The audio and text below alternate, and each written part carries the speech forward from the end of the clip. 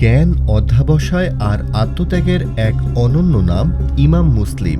হাদিস শাস্ত্রের এই মহামনীষী শুধু ইতিহাস নয়, বরং আমাদের জীবনের জন্য এক উজ্জ্বল দিক নির্দেশনা।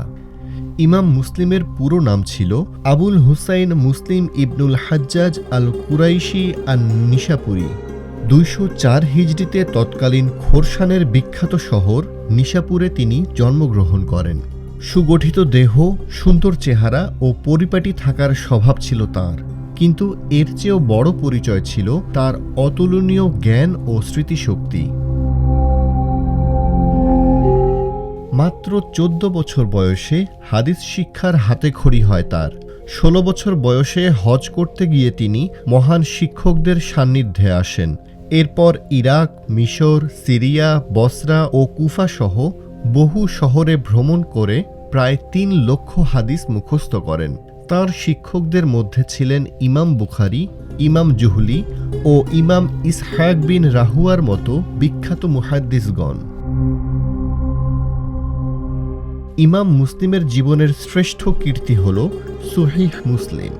দীর্ঘ ১৫ বছর অক্লান্ত পরিশ্রম করে তিনি এটি সংকলন করেন। ৩ লক্ষ হাদিস থেকে বাছাই করে প্রায় ১২,০০০ হাদিস সংকলন করেন তিনি, যা আজও ইসলামী শিক্ষার অন্যতম প্রধান উৎস। ইমাম মুসলিম ছিলেন অদম্য পরিশ্রমী।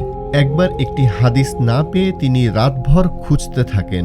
খেজুর খেতে খেতে এতটাই মগ্ন হয়ে যান যে কখন খেজুর শেষ হয়ে গেছে বুঝতেই পারেননি। অতিরিক্ত খেজুর খাওয়ার কারণে তিনি অসুস্থ হয়ে পড়েন এবং শেষ পর্যন্ত এ অসুস্থতাই তার মৃত্যুর কারণ হয়ে দাঁড়ায়। ২৬১ হিজরির রজব মাসে মাত্র ৫৭ বছর বয়সে তিনি ইন্তেকাল করেন। নিশাপুরের মাটিতেই তাকে সমাহিত করা হয়। ইমাম মুসলিম রহমতুল্লাহি আলাইহি ছিলেন এক বিস্ময়কর প্রতিভা, যার পরিশ্রম ও আত্মত্যাগের ফলে আমরা পেয়েছি বিশুদ্ধ হাদিস সংকলনের এক অমূল্য সম্পদ।